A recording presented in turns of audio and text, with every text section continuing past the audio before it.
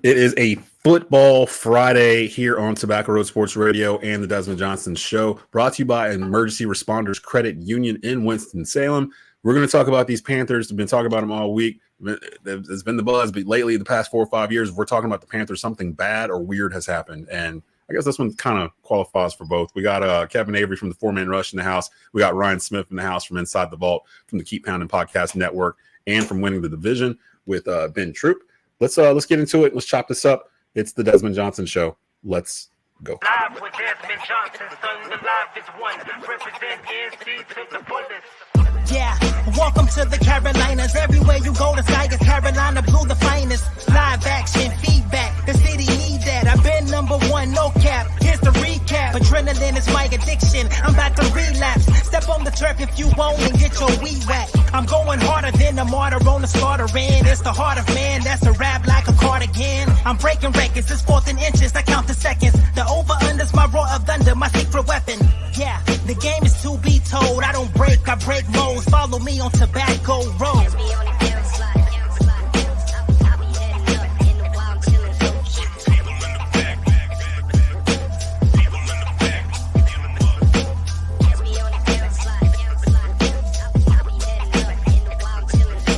Live with Desmond Johnson, son, the live is one. Represent NC to the fullest. And it is the Desmond Johnson Show, Friday edition, Rundown Friday, NFL talk, and more a little bit later on. Our very own Ryan Stone will be in the house giving us his best bets for the weekend for college football and for pro football. Normally in this segment, we would go around the league and kind of talk about the top stories going into week 3. But, of course, we had some stuff go down in Charlotte. On Monday, head coach Dave Canales of the Carolina Panthers announced that Bryce Young would be benched in favor of 36-year-old backup quarterback Andy Dalton. Joining me today from the Keep Pounding Podcast Network is Ryan Smith, and from the Four-Man Rush, Kevin Avery. What's going on, gentlemen? Let's start it off like this.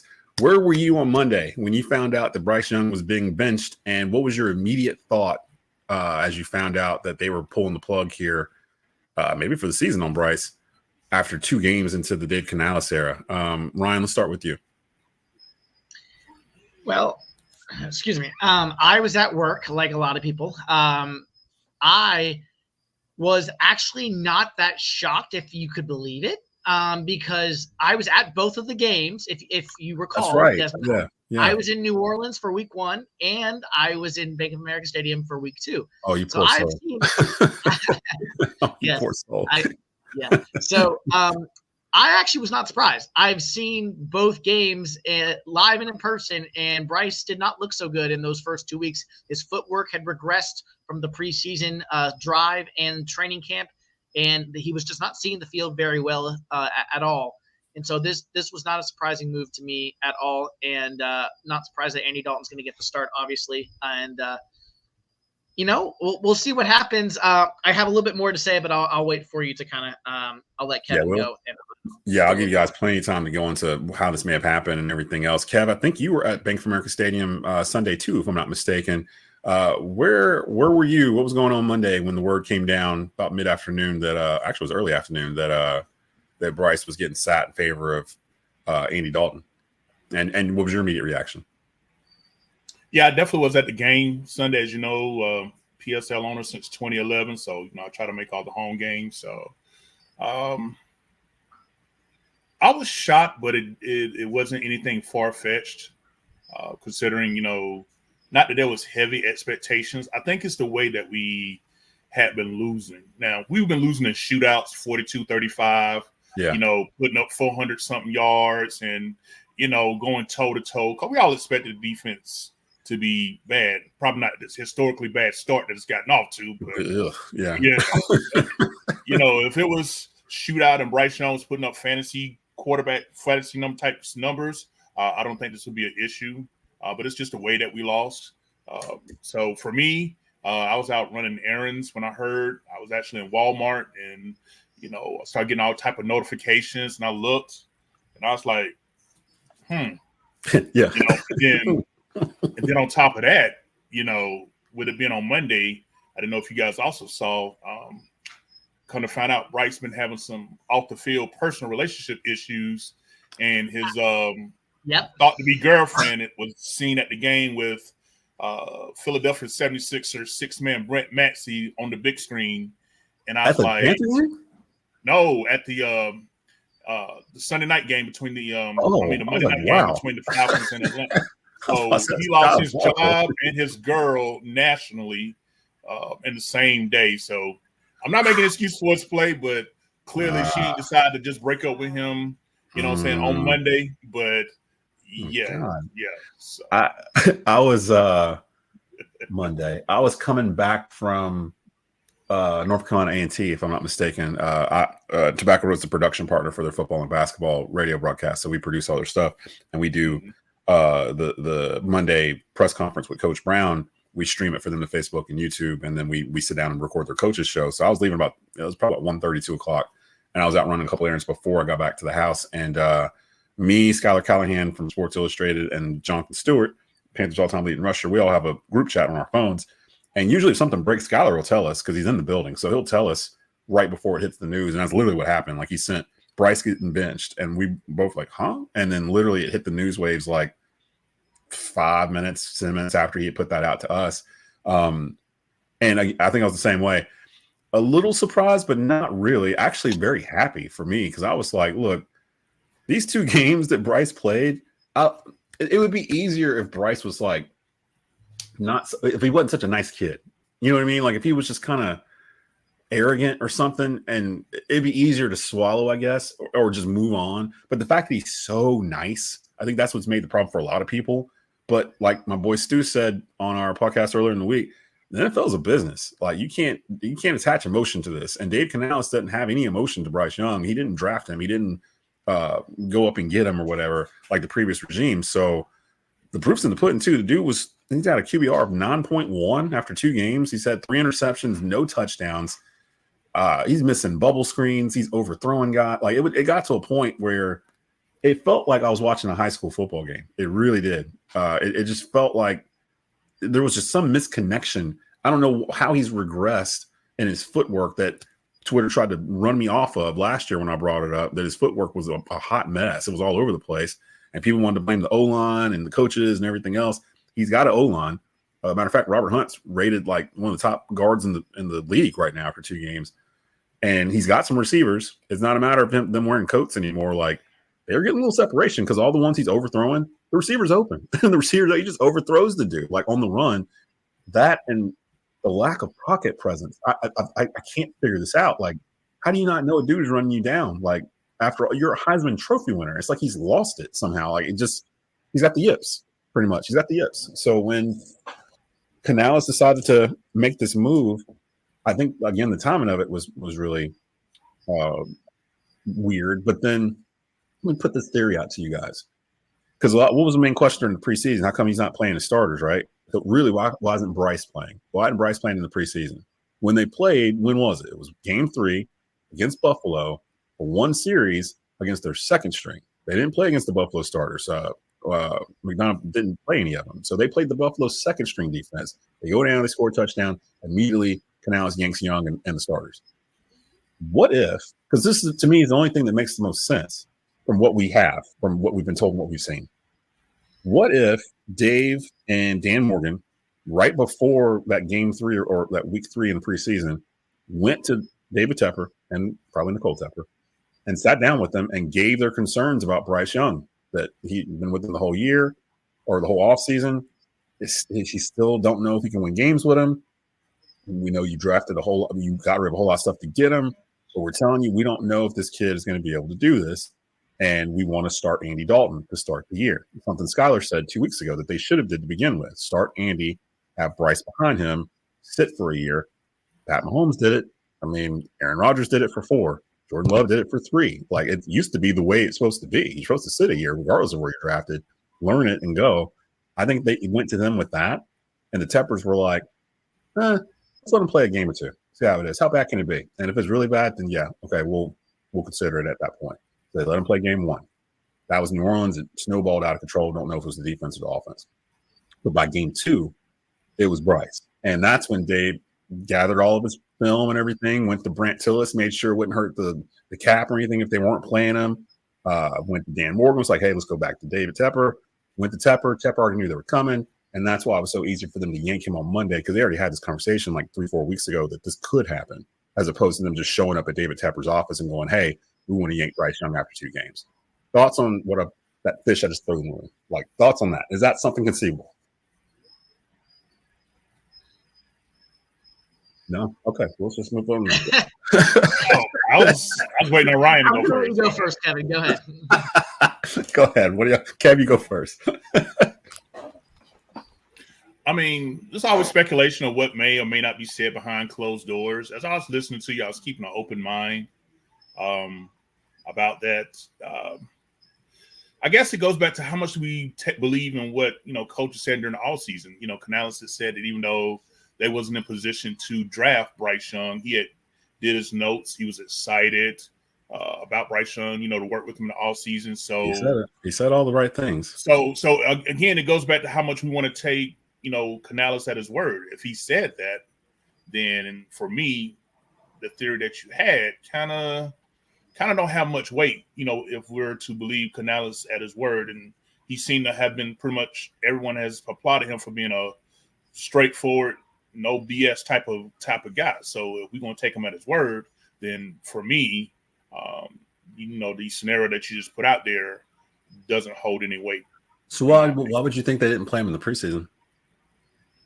Well, the explanation that he gave, because I was at the practices, was that, multiple starters on the offensive line were injured, and he didn't want to risk quarterback getting injured, behind, second string players while the starters here, because Hunt was out for a while, Corbett was out for a while. That interior, that now that they're healthy, is playing so well or whatever, that was the key. So that was the reason why he gave leading up to the third preseason game why the starters hadn't played. But he was healthy enough to scrimmage against the Jets. You know what I mean? Like that. So it's little things like that. It's like, see, I don't think Dave Canales has been 100% truthful. Now, I think he's a truthful person. I think he tries to be as transparent as possible. But some of that stuff is like, that's just coach talk, don't you think? Like, I mean, Bill Belichick will talk glowingly about a player, but not necessarily mean it. Or Tom Brady just admitted that he used to find like the dude on defense he was going to pick on, and then in the pregame press conference, he would bring that player up and compliment them and be like, "Yeah, I think this guy's great." Blah blah blah blah. In his mind, he's like, "I'm about to torch this dude like all Sunday." Like, but he's feeding the press one thing and saying another.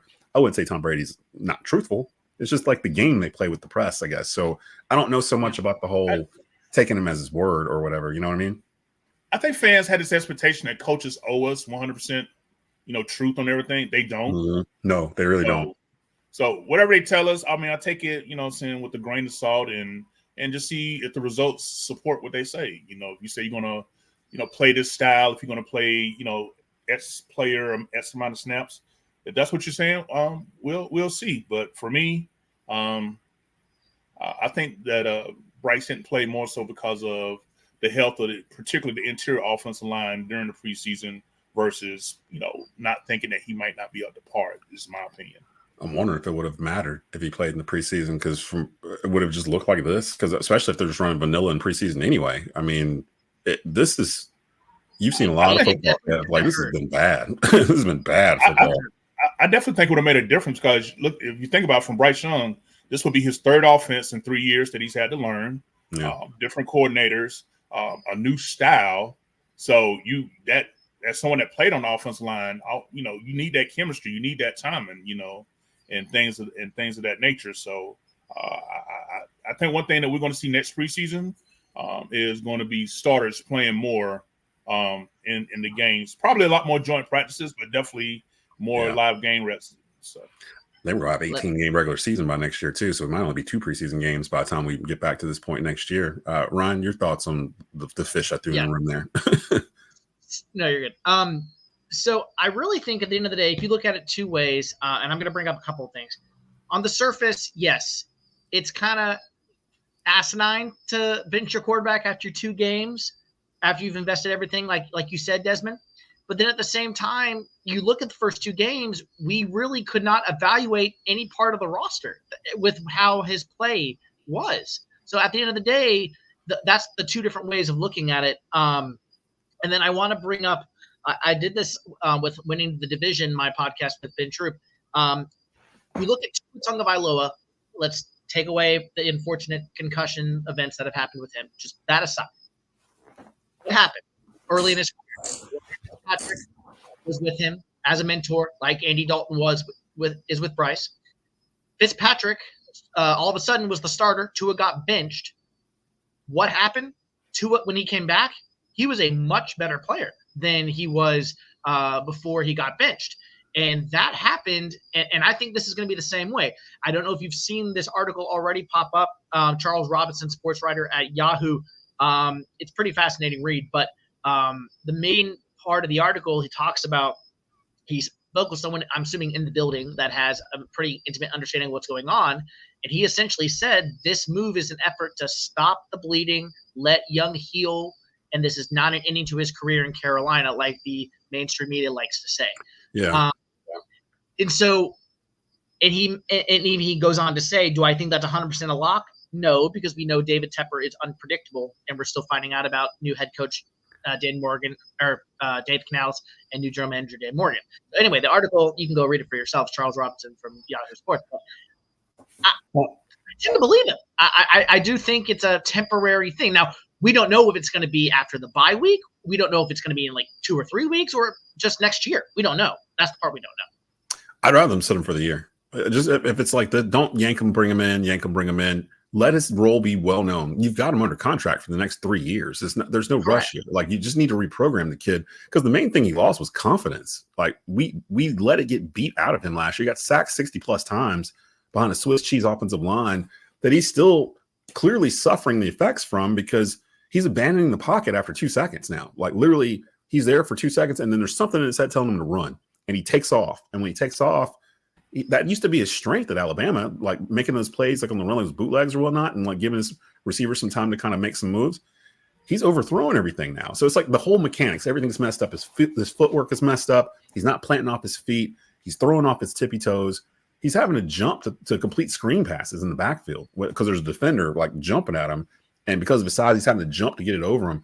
There's just stuff that needs to be worked out. So I don't mind them putting Andy Dalton in, but I don't want Andy in for 3 games, and then you bring in Bryce, and then Bryce gets hurt, you got to put Andy back in or something to that effect. I don't want that. If it's going to be Andy, let it be Andy for the rest of the year.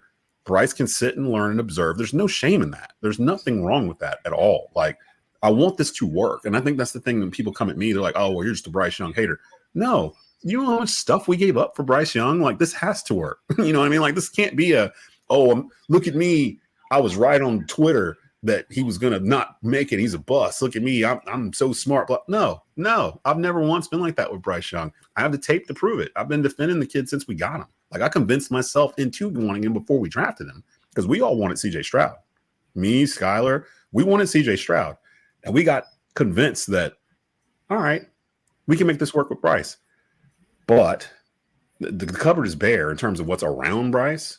And every place he's been, everyone's like, he's been a winner everywhere he's been. Well, look at the places he's been. He played at Alabama. He played at Mater Dei. It's the #1 high school football program in the country. He's always had 5-star talent around him everywhere he's been, except for Carolina. So to put it all on him isn't really fair. Before I let you guys go, though, again, I mentioned to you guys before we got on the air, I had a tweet that went viral yesterday regarding David Tepper, where I basically said that it's his team. He bought the team. It's his money, not ours.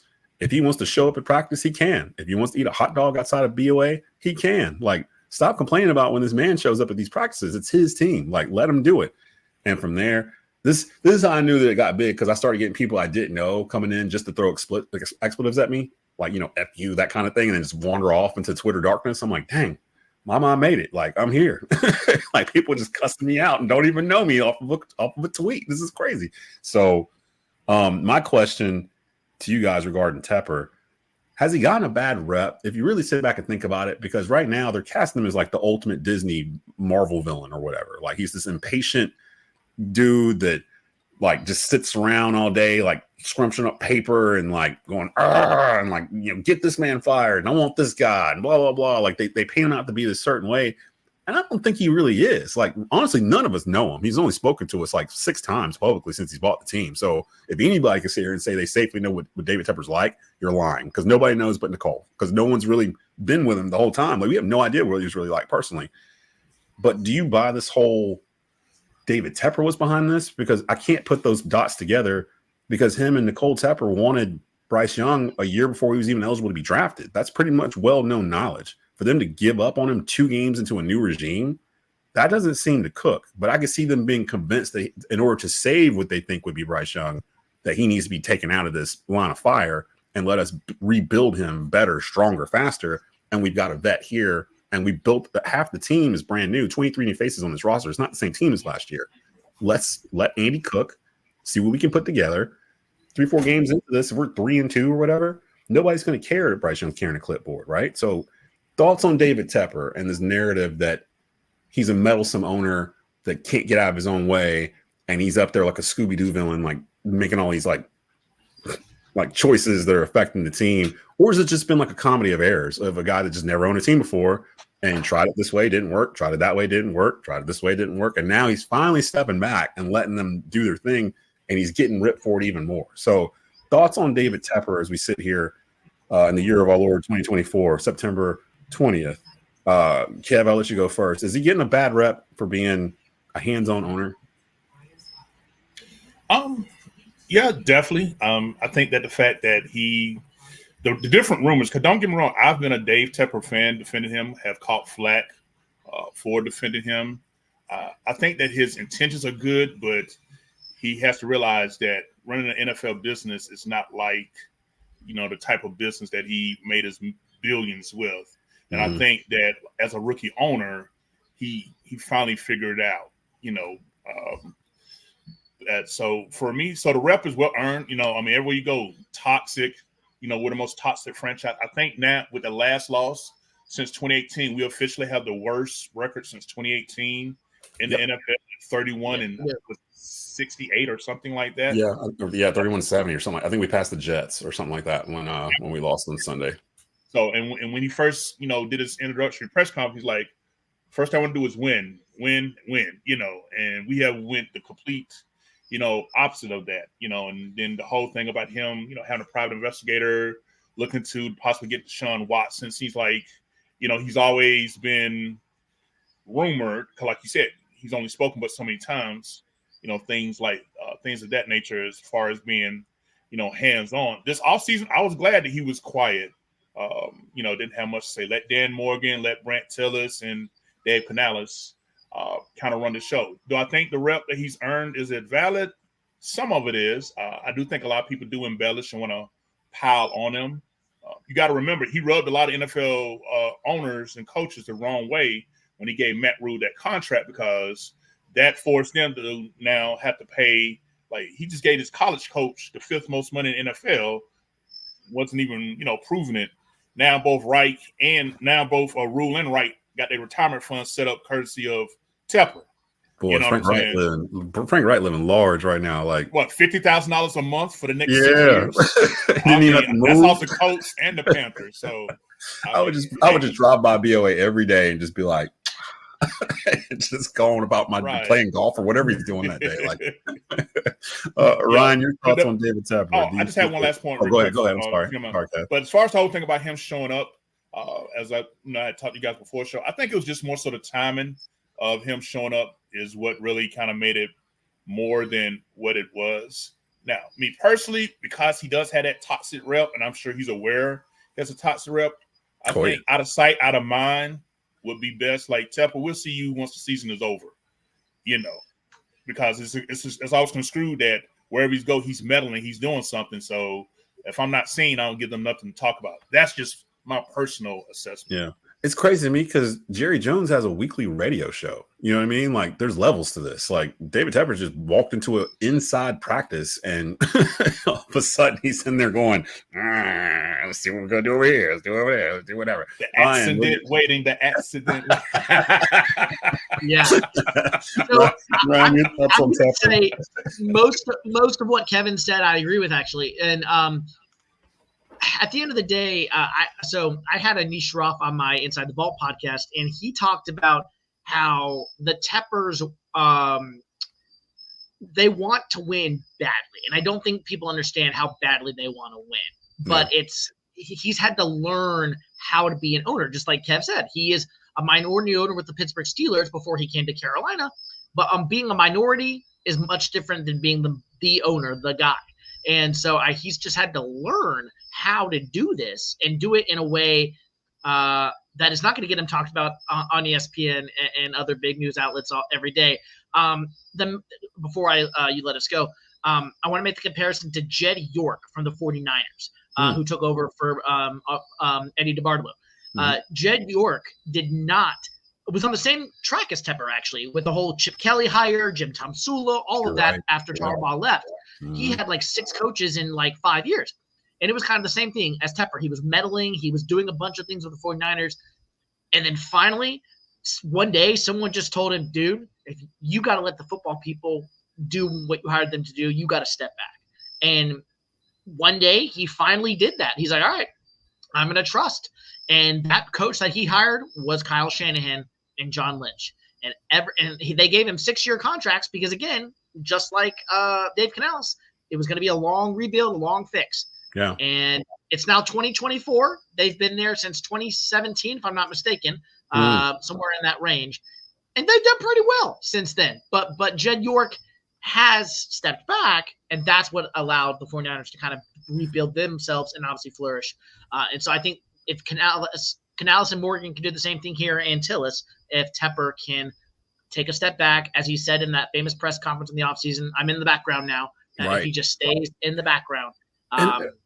I think he has, for the most part. I mean, this season, we haven't really seen him or Nicole at all, for the most part, and really anything. You didn't really see them in the game. So I know we've only had one home game, but you didn't see any shots of them watching the game or anything like that. So I feel like he's trying, but he's still getting accused of past behavior, I guess. And let the man be, man. He's a billionaire. Let him leave him alone. Let's see if he can do this before we just accuse him of doing stuff. And for those on Twitter that accuse me of everything from shining the man's shoes to stuff I can't say on terrestrial radio regarding me and David Tepper. No, I ain't defending David Tepper like that. I'm just saying, leave the man alone, man. Like, I'm just looking at if I was in his shoes. If I had bought the Carolina Panthers and lost my mind and was doing all this stuff with the personnel in the front office, and then finally someone came to me and was like, Leo, let the football people do what football people do. And I finally step back and I declare I'm stepping back, but I'm still getting accused of what I was doing before. It would infuriate me. So it's like, I understand he's probably walking around mad all the time because he still has to stay in the shadows. And that's not his personality. He seems like a guy that I think he's the richest owner in the league, like, or second richest owner. I think second the Denver richest to the Walmart guys over there in Denver. Yeah, the Walmart folks in Denver. Walmart won. And I think another thing there's another thing I think bringing a lot of men about Tepper, that whole fiasco with the training facility in Rock Hill, that's something a lot of people, I don't know if you ever got to drive down that far yet on 77. They done made a whole exit for it. And now it's just like something for industrial park. Is it before Spartanburg? No. If you go down 77, 77 South going through Fort Mill and Rock Hill, it's exit 81. Is that before you get to Spartanburg? Because the deepest I've gone on 77 was Spartanburg last year. Spartanburg is 85. You're thinking of the other interstate. Oh, you're right. Yeah, 77 is over. 77 is what takes you from Charlotte to Columbia heading south. Gotcha. The furthest south I've been on 77 is Carowinds. So, So Carowinds is exit 90. This is exit 81. So it's about 9 miles south of. So a lot of people still in their feelings about that because that's supposed to have been the big financial come up for the area. Charlotte was talking about running the links down there and things. That, I mean, it was supposed to have been like. I think Rock Hill dropped the bag on that though, didn't they? Didn't Rock Hill kind of drop the bag on that, and they thought Tepper would just go along? Tepper was like, "Nah, I ain't the one." They tried to backdoor the deal. They promised city bonds to come up. All he told them, just pay 25%. Give me $230 million. I come out my pocket for the other $675 million, and they tried to backdoor the deal. He's like, don't try to trick a millionaire. Like, and the other thing people have to remember is Canales. We'll never know at the end of the day with Bryce's benching and all that. The owner has to sign off at the end of the day, yes. But people are just assuming that Tepper was the one that forced Canales to do this decision. We'll never really know. But at the end of the day, yes, whether it's Tepper's call or not, yes, the owner does have to sign off on something like this. Because of course. He is the owner of the team. Canales is not just going to say, Tepper, I'm benching Bryce. Right. And that was my point. That's why I was saying, back to my theory, that they probably brought this up to David Tepper weeks before, like in the preseason, just so it was in his peripheral, so it wouldn't be a surprise when they came back to him, because Dan and Dave probably already knew, like, okay, he wants us to let him play a couple games. Fine, we'll let him play a couple games. Maybe he surprises us, but we don't think he will, because we've been seeing him every day. When we get to game 2, depending on how the flavor of these games went, we're going right back upstairs to David Tepper, and we're telling him, look, this is the time to do it. He can pull the plug, make it feel like he did it himself. But if you listen to Dave Canales' press conference, listen to the conviction in his voice. That was his choice. Like, he watched the tape. He decided. He called all these people to check all these boxes. Like, he methodically went through everything he needed to do to bench this kid properly. And to be honest, kudos to Dave Canales for the way he did it, because the way he did it, Bryce shouldn't feel like he doesn't have another shot. If anything, he should feel like he's been saved. Like, okay, you're not throwing me out to the wolves every week. I can reprocess, reprogram, and start off fresh and go from here and learn from a vet like Andy Dalton, who's won divisions with Cincinnati. You know what I mean? Like, the dude can play. He can ball. So he's also 4-0 against he's 4-0 against the other Raiders. Against the Raiders coming up Sunday. So real quick before I get y'all out of here, it's going to be impossible to game, but give me predictions wise for Raiders and Carolina Panthers, who have scored all of 13 points in like 120 minutes of football action so far this season. What do you think is going to happen? I just want confident football. I want a close game. That's where I am. That's what I want. Win or lose, that's what I want. See, that's been the flavor, right? Nobody wants to give a prediction. They're just like, I just want to see a good football game, man. That's where we are. We've been beaten down to. We don't even care if we lose. We just want to be. We don't want to be the laughing stock on the Sunday highlights, like later on in the night. 23-20. There you go. Here's my prediction. Who's the 23?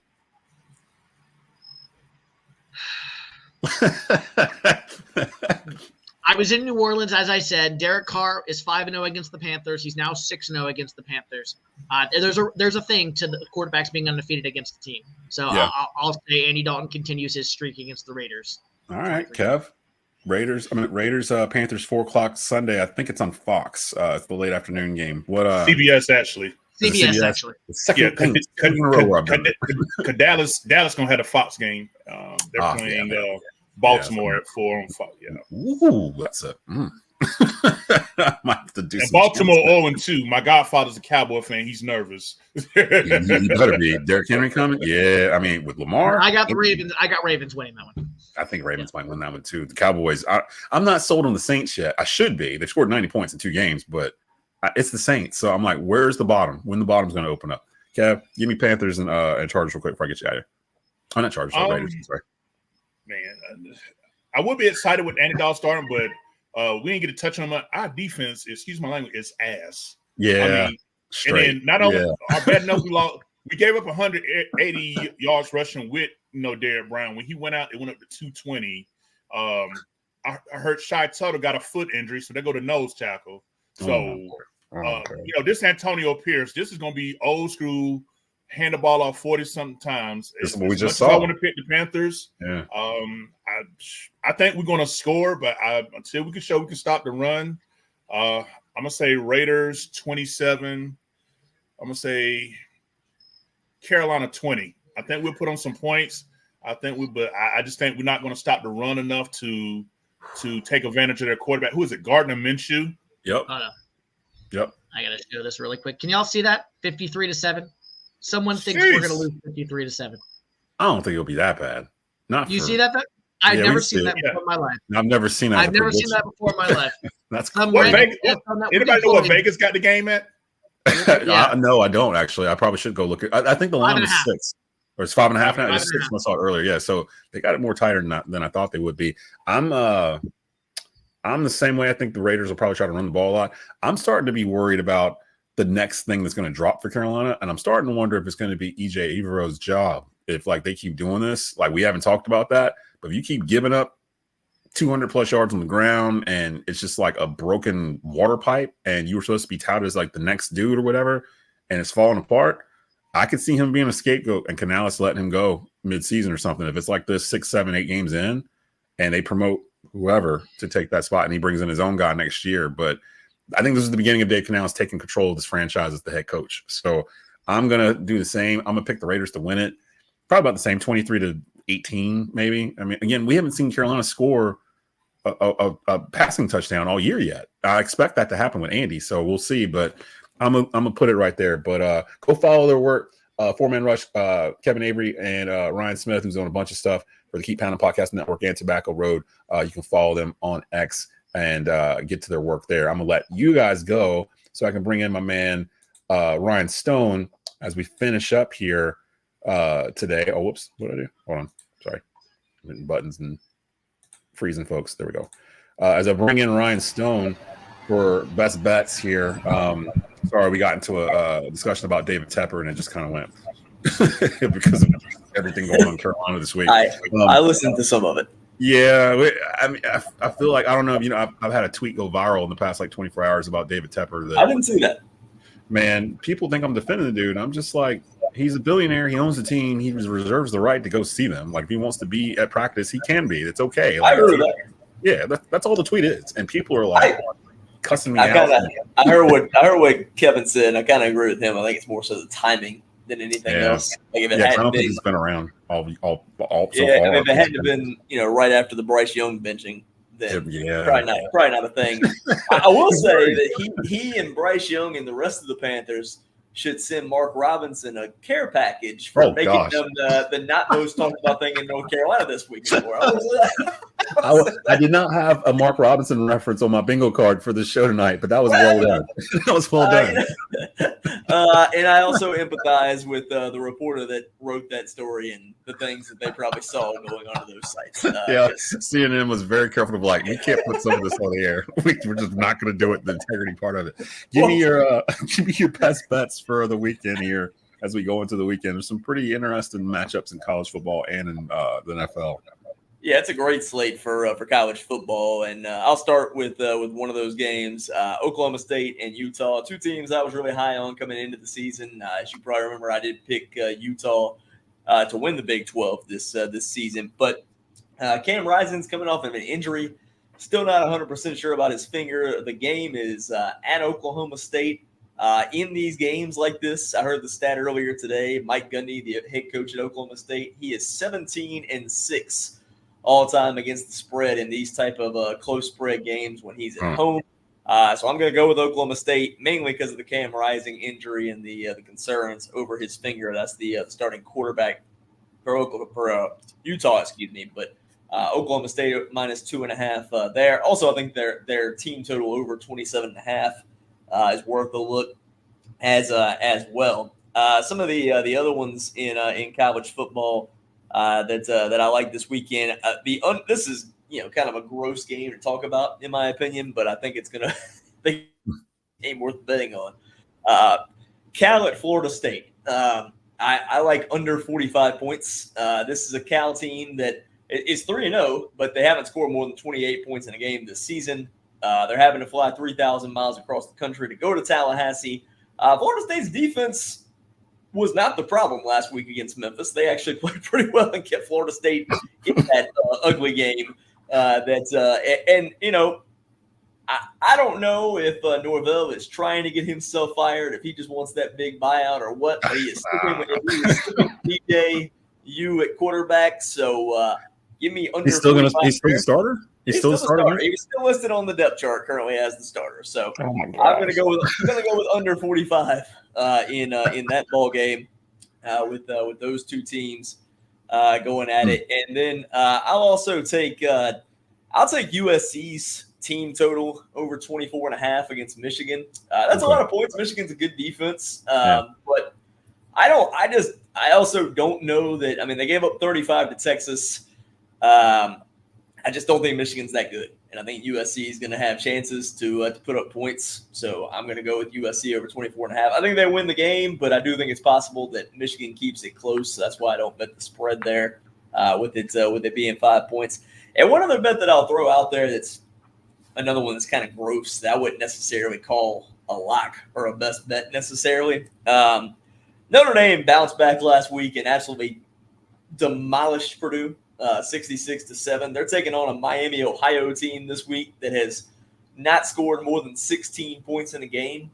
And even in Notre Dame's loss, they only gave up 16 points. They have not given up more than 16 points in a game. So this is actually a plus money bet. But I think Miami, Ohio under 6.5 total points is worth a sprinkle at I think it was plus 140 when I took that bet earlier today.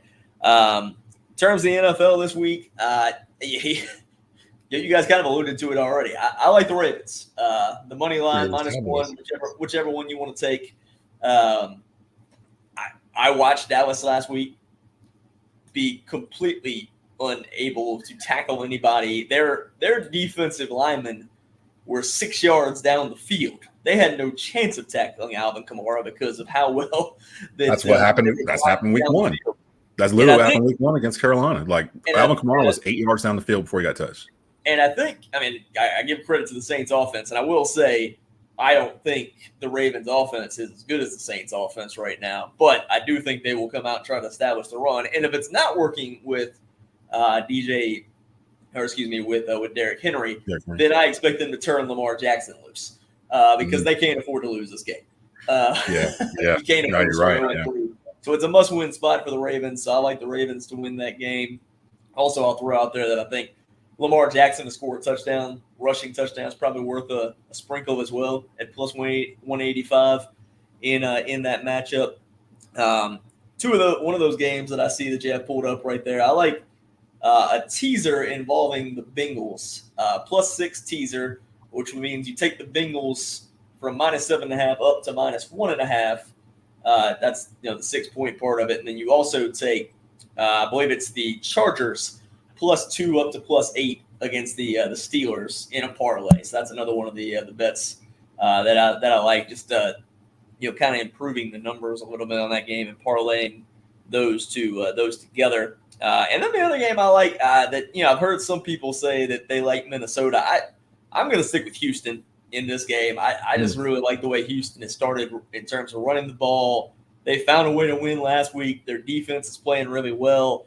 You said you're not a buyer of the Saints yet. I'm not necessarily completely sold on Minnesota. So I am sold. Mine's based on hatred. Like I hate the Saints. So I do too. But I'm just saying I'm just not completely sold on Minnesota. Like I think Houston's the better team. So in a close pick'em type of contest where it's -2, I'm going to go with the Texans on the road in that matchup. I will say I have seen the early Sam Darnold great results before in Carolina. Matter of fact, he started, I think, 3-1 when he was here, and then he got hurt. The bottom fell out from there. That was 2021. So I gotta agree, but it's different though. He's throwing to Justin Jefferson, so it's like the Texans look good. He's banged up though, so we'll see what he looks like. That Eagles Saints game, Eagles at Saints. That's where we're gonna find out if the Saints are legit or not. To me, like that's where we find out what both of those are. Because the Eagles need that game too. Bro, I swear, if at 4:30 I look at the scoreboard and the Saints are leaving the Eagles like 40-13 or something, I'm gonna. I don't think it'll be 40-13 because I think I didn't think you go away with Dallas. Well, Dallas is not necessarily in a must-win spot. I think Philadelphia, in terms of morale and everything, is kind of in a must-win spot. Yeah, agreed. In that game, another game that this is an interesting start to the season. So the first 2 weeks so far, the biggest underdog each week has won outright. So far this season. You had the Patriots win in week 1 over the Bengals, and then last week it was the Raiders beating the Ravens. And actually, I believe I looked back and I believe the 3 biggest underdogs all won outright last week. The Buccaneers were 7.5-point dogs against the Lions. I can't remember what the other one was right off the top of my head. The Falcons were another one that was a pretty considerable underdog that ended up winning last week as well. So if you want to look for that trend to continue, the Broncos have looked absolutely awful. Yeah. But I will say Tampa could potentially, this is one of those where you monitor the injury report and before you make the bet up until almost kickoff. But Tampa could be without Vita Vea, Kalijah Kancey, and Antoine Winfield in that game on the defensive side of the ball. Now, they did win without Kancey and Winfield against the Lions. So they have already won without some of their best defensive players so far this season. But I do think that one's worth watching. And I'm not saying – I think Tampa has a strong chance to win. It's in 10. It should. Yeah, I think they they should win win. the game, but it's just kind of a trend that has started so far this season, where the biggest dog has won each week outright so far, and I think they are the biggest dog right now, I believe. Man, by 4 o'clock, the NFC South, who many consider to be the worst division in football, may have 2 teams 3-0 by 4 o'clock Sunday. And by Sunday night, you may have the Falcons if the Falcons beat the Chiefs. Oh my God, yeah, they'll be 2-1. Like, it's just and have beaten the Chiefs. Yeah. The see, and it's crazy too because like some of these other teams look worse, but it's because they played the Chiefs. Like, I mean, the Ravens, they the Chiefs, and they lost 5. They lost to the Raiders last week. To be fair, they did lose to the Raiders last week, but yeah, I mean, it's a good slate of games. I'm going to be. I don't know what I'm doing at 1 o'clock. I'm probably gonna. I don't know what the local game's going to be here in North Carolina. I'd imagine it's probably going to be Eagles Saints. Being Steelers might be one of those games. Chargers Steelers could be. Maybe Broncos Bucks. I'm assuming they're going to follow NFC South, and then of course Panthers play the Raiders in Las Vegas. 4:05 p.m. kickoff on Sunday. That's on CBS.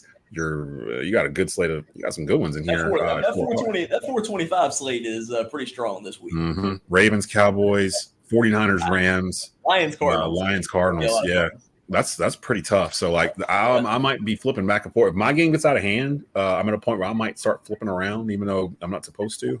So I might flip over to Ravens, Cowboys on Fox, and then you finish with Chiefs, Falcons on Sunday night. So if your team's getting beat down late in the second quarter, you've kind of seen enough at that point. Especially week 3, like, and it's a repeat of the first 2 weeks. You're like, you know what? Let me go see what them boys and Lamar are doing real quick, and I'll just flip it over. But hopefully, let me actually enjoy football. Let me actually enjoy football for the day.